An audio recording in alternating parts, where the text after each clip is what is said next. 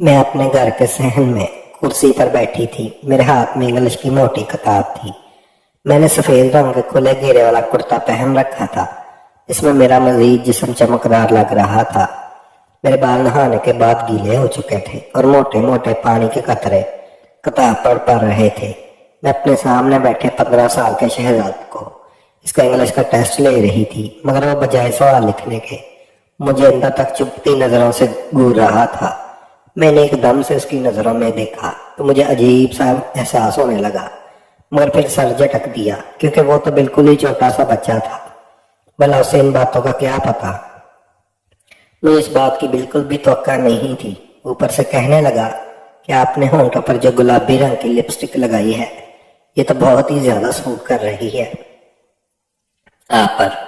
और मैं एकदम से हक्का बक्का रह गई क्योंकि वो मेरे होंठों की जानब देख रहा था। मैंने कहा, शर्म करो और अपने टेस्ट पर तवज्जो दो। पिछले टेस्ट में तुम्हारे बिल्कुल 0 नंबर आए थे।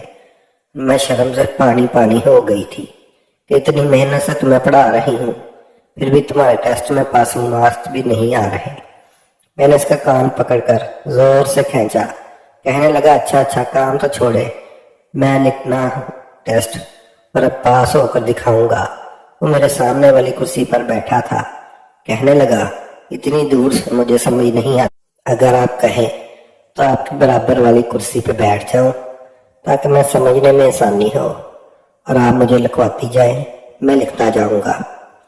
मैंने कहा, ठीक है, आ जाओ, इधर बैठ जाओ। वो फौरन से उठा और मेरे बराबर वाली कुर्सी पर बैठ गया। मैं उसे सवाल लिखा रही थी। एकदम से मुझे झटका सा लगा। मुझे यूं लगा जैसे मेरे पाँव पर कोई चींटी रेंग रही हो। मैंने चौंक कर देखा तो शहजाद का अंगूठा मेरे पाँव पर सैर कर रहा था। मैंने कहा, बदतमीज लड़के, ये क्या कर रहे हो तुम? कहने लगा, मैंने क्या किया है? मैंने कहा, अपने पैर कंट्रोल में रखो। मेरी बात सुनकर हंसने लगा। कहने लगा, सॉरी, मुझे तो पता ही नहीं चला, अब ध्यान रखूंगा। शहजाद की वालदा उसके रिजल्ट के बारे में बहुत परेशान रहती थी। वो एक अमीर घराने का लड़का था और मैं उसकी ट्यूटर थी, इसलिए उससे ट्यूशन मेरे घर में आकर ही पढ़नी होती थी। ट्यूशन की फीस का भी ज्यादा थी, इसलिए मैंने खुशी खुशी हामी भर ली थी। और जैसे कर दिमाग लड़के के साथ दिमाग खपाती रहती। मेरी वालदा बीमार रहती थी और घर में कोई ऐसा ना था जो उनकी कफालत की जिम्मेदारी उठा सकता, इसलिए मैंने हिम्मत पकड़ी और एक अच्छे स्कूल में टीचर के तौर पर काम करने लगी। मेरी तनख्वाह 25,000 थी और घर के अखराजात के साथ साथ मुझे अपने वालदा की दुआ और डॉक्टर का खर्च भी उठाना पड़ता था, इसलिए खाली स्कूल की नौकरी से मेरा गुजारा नहीं होता था। सोचा कि घर में ट्यूशन भी रख लेती हूँ। इसी सिलसिले में शहजाद की वालदा ने उससे बात की।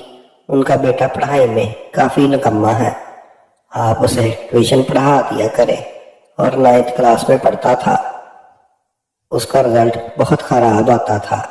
तब भी उसकी वालदा परेशानी से बोली तो मैंने हामी भर ली क्योंकि वो काफ़ी ज़्यादा मुझे फीस दे रहे थे।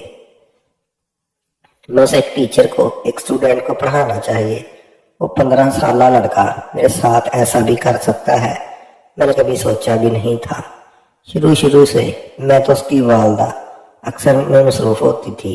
फिर एक दिन वो मेरे घर में आई और कहा, मैं चाहती हूँ कि आप मेरे घर की बजाय मेरे घर आकर ट्यूशन पढ़ाया करें ताकि मेरी नज़रों के सामने रहे मेरा बेटा और मुझे तसल्ली रहे।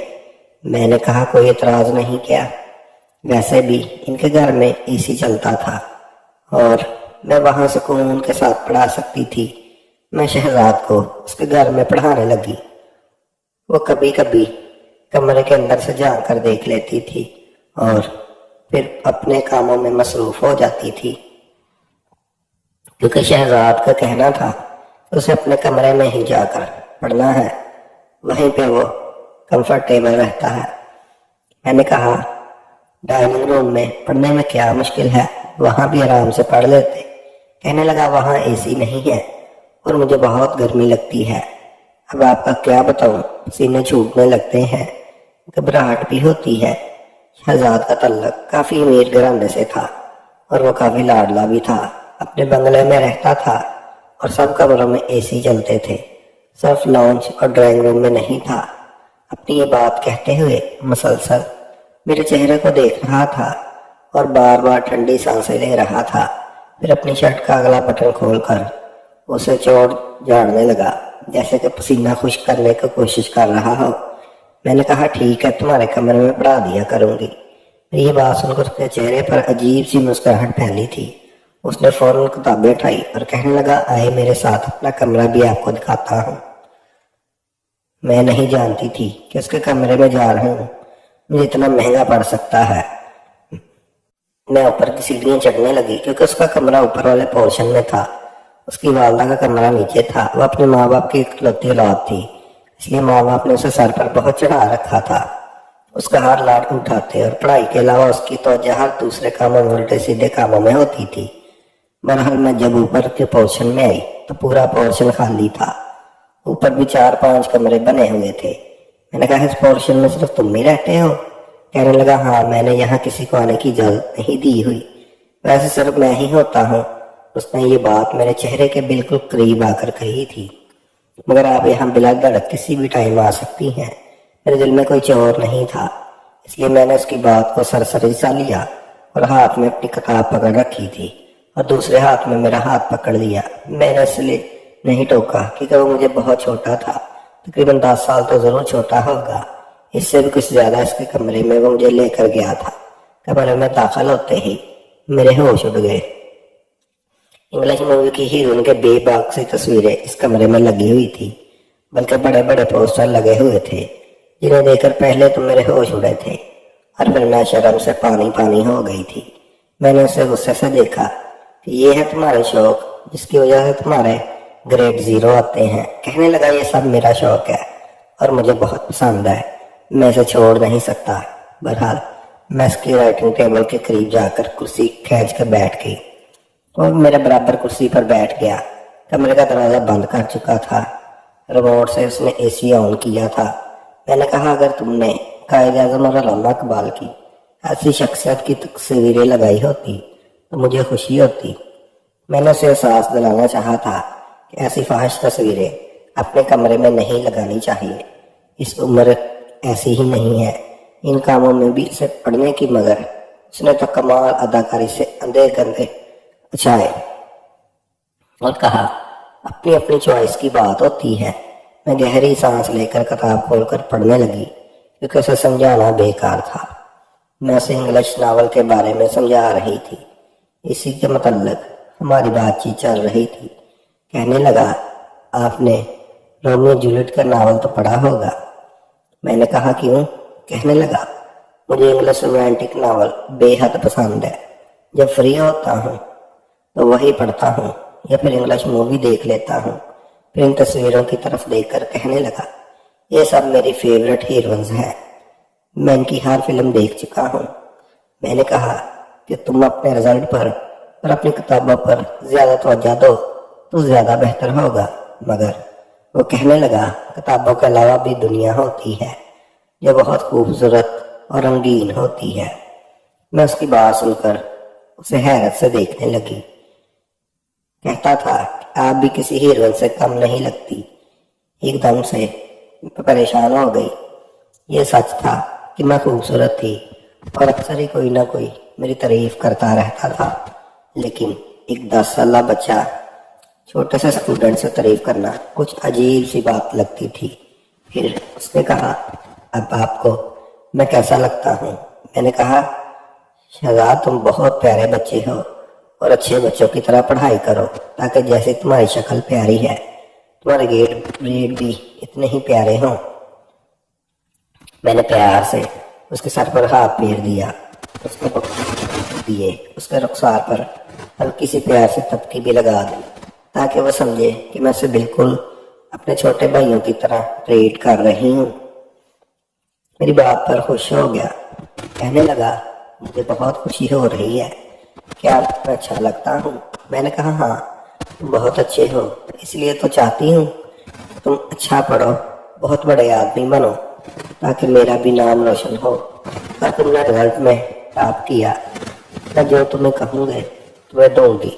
میری بات سن کر کہنے لگا سوچ لے مس، جو میں مانگوں گا آپ کو مجھے دینا پڑے گا۔ میں نے کہا جو چاہے مانگ لو، کیونکہ مجھے صرف تمہارے گریڈ کو اچھا کرنے کی فکر ہے۔ ایک ٹیچر کے لیے یہی کافی ہوتا ہے کہ اس کا اسٹوڈنٹ ٹاپ کرے۔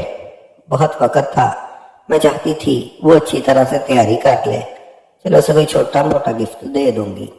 میری بات سن کر اس نے اپنے ہاتھ آگے بڑھائے، کہنے لگا وعدہ کرے مجھ سے کہ آپ میری بات مانیں گی، اپنے وعدے کے پیچھے نہیں ہٹیں گی۔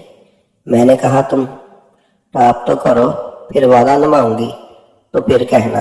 اور پھر حیرت کا جھٹکا تو تب لگا جب اس کا رزلٹ آیا۔ اس کی والدہ خوشی سے نہال ہو چکی تھی، انہوں نے میری پیمنٹ بڑھا دی تھی اور مجھے نام بھی دیا تھا۔ کہنے لگی تم نے تو واقعی کر دکھایا جو آج تک کسی کے بس کی بات نہ تھی۔ اور میرا سینہ خوشی سے پھول رہا تھا، کیونکہ اپنے اسٹوڈنٹ کا اچھا رزلٹ دیکھنا کسی بھی ٹیچر کے لیے خوش قسمتی کی بات ہوتی ہے۔ مگر جو تحفہ اس نے مجھ سے طلب کیا، میرے تو پیروں تلے سے زمین ہی نکل گئی۔ اس دن میں اس کے گھر آتے ہوئے ایک پیارا سا تحفہ لے کر آئی تھی کہ اسے دے دوں گی، خوش ہو جائے گا۔ جب میں کمرے میں گئی تو گلاب کی خوشبو سے کمرہ مہک رہا تھا۔ اس سے پہلے ہی چل رہا تھا کیونکہ کمرہ کافی ٹھنڈا تھا۔ میں جب کمرے میں آئی تو وہ بھی میرے ساتھ ہی تھا۔ اس نے کمرے کا دروازہ بند کر کے لاک کیا تھا۔ مجھے اس بات کی حیرت ہوئی تھی۔ میں نے کہا کمرے کو لاک کیوں کیا؟ کہنے لگا آپ نے وعدہ کیا تھا کہ آپ اپنا وعدہ یاد ہے؟ میں نے کہا یاد ہے۔ میں نے اپنے پرس سے وہ گفٹ پیک نکالا اور اسے تھما دیا۔ میں نے اسے کہا کہ میں نے آپ سے یہ وعدہ تو نہیں لیا تھا۔ میں نے کہا تھا پھر اور کیا وعدہ لیا تھا؟ اس نے کہا یاد کرے وہ بات، میں نے آپ سے کہا تھا کہ جو میں مانگوں گا آپ مجھے وہ دیں گی۔ میں نے کہا کہ اچھا چلو میری کوئی بہت مہنگی چیز تو نہیں لے کر دے سکتی، مگر پھر بھی تم جو مانگنا چاہتے ہو مانگ لو۔ اور جو کچھ اس نے مجھ سے مانگا میں حیرت سے کنگ رہ گئی۔ کہنے لگا آپ مجھ سے شادی کریں گی۔ میں تو اس کی بات سن کر جتنا حیران ہوئی تھی کم تھا۔ میں نے کہا اپنی عمر دیکھی ہے، تم نے اتنے سے ہو اور شادی کرو گے؟ یہ کہہ کر میں ہنسنے لگی۔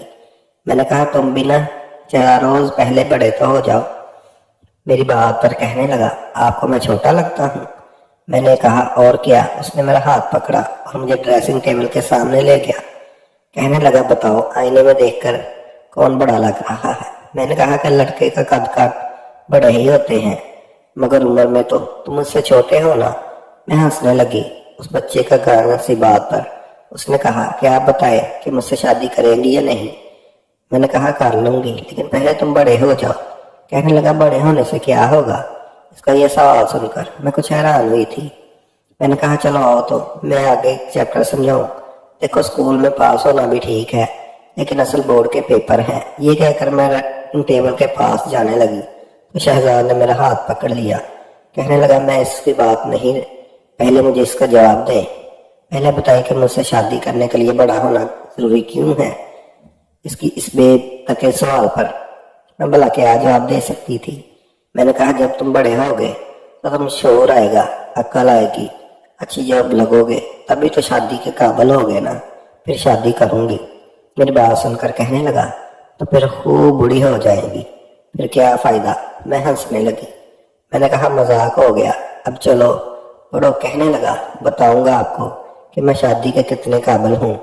میں نے اس کی نظر انداز کر دی بات، لیکن اب یہ ہوا تھا کہ وہ دل لگا کر پڑھنے لگا تھا۔ انہی دنوں میری والدہ کی طبیعت بہت خراب ہونے لگی۔ زیادہ تر اس کے پیسے میں ان کے علاج پر ہی لگا رہی تھی۔ میرے چچا زاد غزان مالی طور پر کچھ زیادہ اچھا نہ تھا، وہ بھی جاب کرتا تھا، دوسرے شہر میں تھا۔ والد کی بیماری سن کر وہ ان سے ملنے کے لیے آ گیا۔ کافی اچھے مزاج کا تھا۔ میرے والد دادا سے اس کی محبت بھی بہت زیادہ تھی۔ میں نہیں اس کے ساتھ میرا رشتہ طے کر دی۔ کہنے لگی بیٹی وہ بہت اچھا لڑکا ہے، تمہارا بہت خیال رکھے گا۔ میری بیماری کا کچھ پتہ نہیں، مجھے کبھی بھی موت واقعہ ہو سکتی ہے۔ میں ان کے منہ پر ہاتھ رکھ دیا اور کہا کہ ایسی باتیں کیوں کر رہی ہیں؟